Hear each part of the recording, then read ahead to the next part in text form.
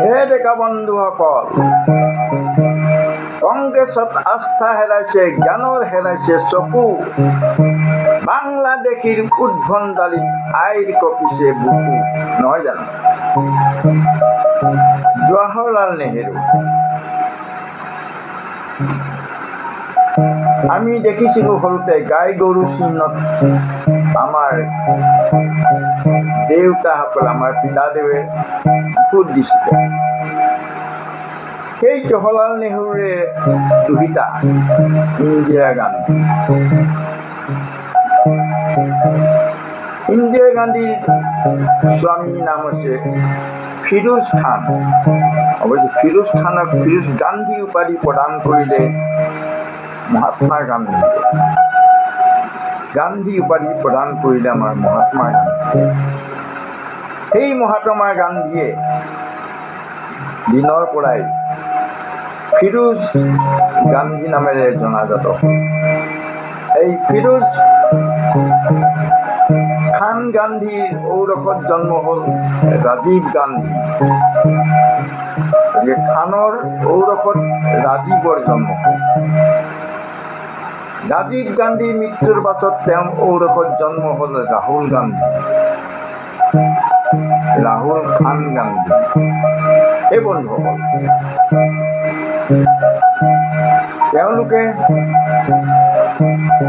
তেওঁলোকৰ বাপ দাদা দিনৰ পৰা অমেঠি সমষ্টিটোৰ পৰা ইলেকশ্যন খেলি আহিছিলে। একেৰাহে ৬০ দশকলৈকে এই কংগ্ৰেছৰ ৬০ দশকলৈকে তেওঁলোকে মিয়া মুছলমানসকলক ভাৰতত স্থান দি আজি গোটেই দেশতে খিলঞ্জীয়াৰ প্ৰতি ভাবুকি কঢ়িয়াই আনিলে। তাৰ ফলত আজি অসমত অবৈধ মিয়া মুছলমানে অসমত খিলঞ্জীয়াকেই হিন্দু মানুহক চেলেঞ্জ কৰিব পৰা হ'ল। আৰু হিন্দু মানুহক চেলেঞ্জ কৰি কৈছে কি? তেওঁলোকে কৈছে যে আমি অসমত অসমীয়া ভাষা উঠাই দিম আৰু সংখ্যাগৰিষ্ঠতা প্ৰমাণ কৰি অসমীয়া ভাষাৰ ঠাইত আমি মিয়া ভাষা মাতৃভাষা ৰূপে আমি প্ৰতিষ্ঠা কৰিম। এই ডেকা বন্ধুসকল, জাগা কংগ্ৰেছত আস্থা হেৰাইছে বোলে, জ্ঞানৰ হেৰাইছে চকু, বাংলাদেশীৰ উদ্ভণ্ডালিত আইৰ কঁপিছে বুকু।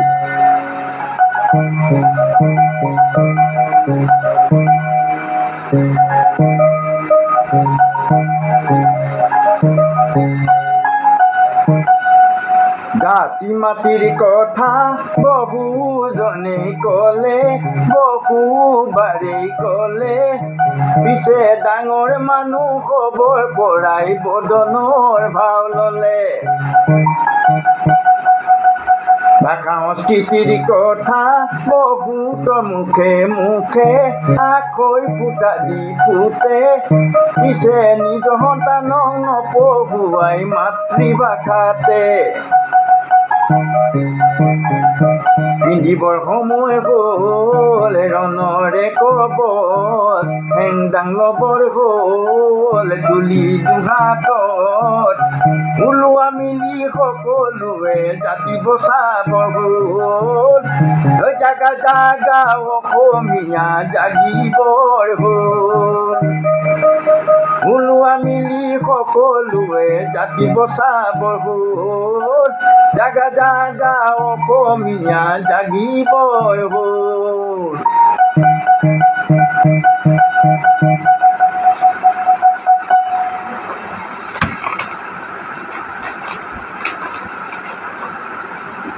গতিকে বন্ধুসকল, সেই ডেকা বন্ধুসকল, আপোনালোকে জানে বা আপোনালোকে চাওকচোন,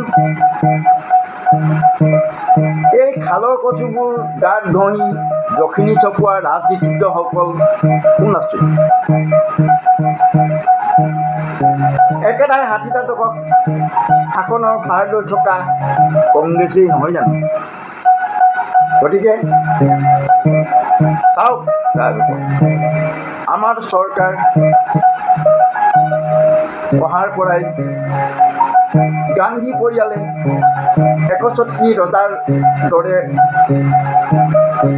থকা সমষ্টি আমেথিৰ পৰা গান্ধী পৰিয়ালক ইউ পি ষ্টেটত খিলঞ্জীয়া সকলে বিদায় দিলে।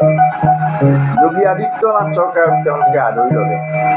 গতিকে অসমৰ পৰাও আমি বিদায় দিবৰ কাৰণে আমাৰ ডেকা বন্ধুসকল জাগিবৰ হ'ল, যাতে আমাৰ ভৱিষ্যতে পুনাতিসকলৰ পুনৰ মিয়া বাংলাদেশী গোলামী পথ আমি চিৰদিনৰ কাৰণে আমি শেষ কৰি দিবৰ মানে সময় হ'ল, শেষ কৰি পঠাবৰ সময় হ'ল। নহ'লে আমি এতিয়া নুভুগিলেও আমাৰ পৰিয়ালে নাতিসকলৰ ভৱিষ্যত একেবাৰে অন্ধকাৰ, যিদৰে বিট মেটেকাৰে চানি পৰিছে, নহয় জানো?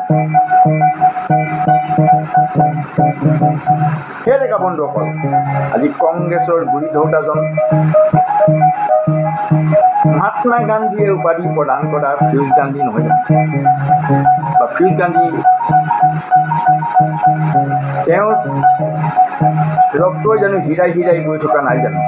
গান্ধী পৰিয়ালৰ বৰ্তমান গান্ধী পৰিয়ালৰ তনয় ৰাহুল খানৰ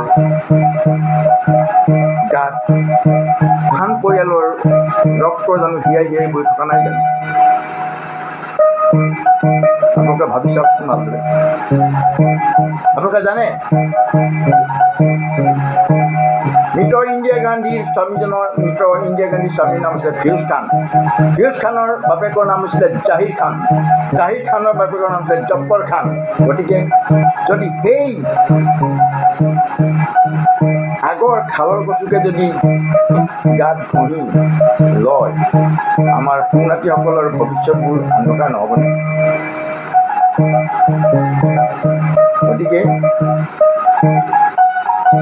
উৰিখন জাগিছে, উভতি বৈছে, সমাজখন জাগিবৰ হ'ল। লুইতৰ পাৰত জহৰা গজিছে, উভালি পেলাওঁ গৈ বৈ। লুইতখন জাগিছে, উভতি বৈছে, সমাজখন জাগিবৰ হ'ল। লুইতৰ পাৰত জহৰা গজিছে, উভালি পেলাওঁ গৈ বৈ। দেখিছে নহয় আপোনালোকে, একেদিনাই লুইতৰ পাৰত হাজাৰ হাজাৰ মিয়া মুছলমানে একেদিনাই ঘৰ দুৱাৰ পাতি হাজাৰ হাজাৰ তেওঁলোকে বসবাস কৰিব লাগিছে। আজি ইয়াত খেলিছে, কাইলৈ গোৱালপাৰাত গৈছে, পৰহিলে লখিমপুৰত গৈছে, চতকিলে গৈ আজি ওলাইছে, তিনিচুকীয়াত ওলাইছে। ভূপেন হাজৰিকা সেতুৰ তলত আপুনি দেখিব সৰু সৰু একেদিনাই শ শ প্ৰজা গঢ়ি উঠিছে। এইবিলাক ক'ত? সেইবিলাক আমি জহৰা বুলি উঘালি পেলাওঁ বল বন্ধুসকল। এই জহৰা গছবিলাক আমি উঘালি পেলাওঁগৈ, তেতিয়াহে আমাৰ পুনাতি ভৱিষ্যতটো সুৰক্ষিত হ'ব। নহ'লে আমাৰ পুনাতিয়ে এই বাংলাদেশী গ্ৰাসৰ পৰা মুক্ত নাপাব। তাৰ বাবে দায়ী কৰিব আমাৰ পুনাতিসকলে আমাকেই। সময় থাকোঁতেই যে আমি সেই জাবৰবিলাক শেষ কৰি নেপেলাওঁ, তাৰ পুলিয়ে শুকাই উঘালি নেপেলাওঁ, ভৱিষ্যত প্ৰজন্মৰ কাৰণে দুখী আমিয়েই হ'ব লাগিব। গতিকে বন্ধুসকল, সময় থাকোঁতেই ওলোৱা মিলি সকলোৱে জাতি বচাবৰ হ'ল। জাগা জাগা অসমীয়া জাগিবৰ হ'ল। ওলোৱা মিলি সকলোৱে জাতি বচাবৰ হ'ল। জাগা জাগা অসমীয়া জাগিবৰ হ'ল। জাগা জাগা অসমীয়া জাগিবৰ হ'ল।